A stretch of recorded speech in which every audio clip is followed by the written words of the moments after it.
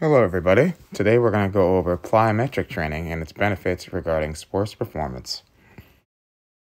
Plyometrics are an advanced training method that utilize quick and powerful movements during exercise.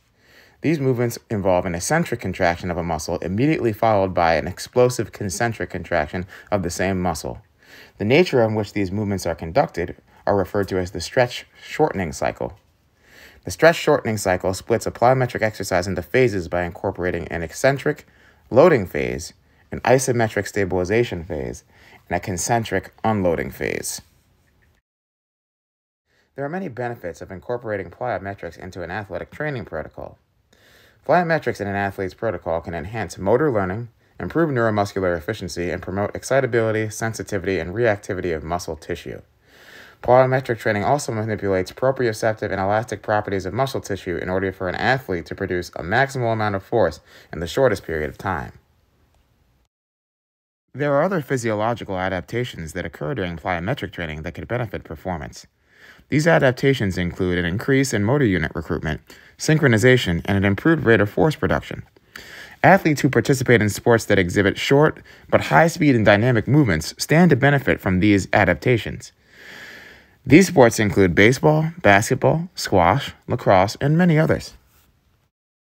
There are many exercises that can be classified as plyometric based on the nature they are being completed at. Examples of these exercises include a broad jump, box jump, and 4 square plyo series jumps. Examples of plyometric exercises will be provided in the discussion thread via video links.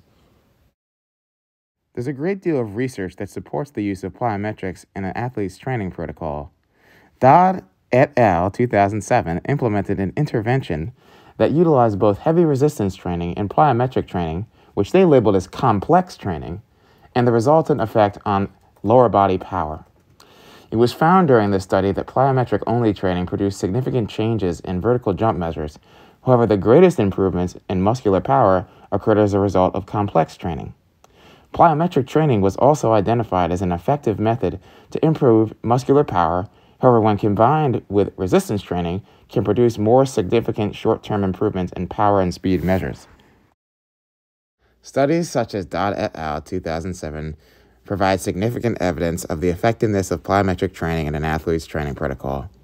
Through plyometrics, athletes can improve the efficiency, speed, and power of sport-specific movements. These adaptations gained during training will lead to improved performance during sporting events and games. Sport-specific measures that stand to benefit from plyometric training include baseball swing velocity and power, jump height, sprint speed, throwing velocity, and other measures as well.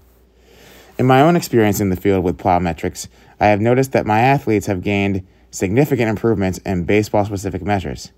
They are brought through a complex training model just like Dodd et al. 2007, where they are brought through plyometrics and strength training.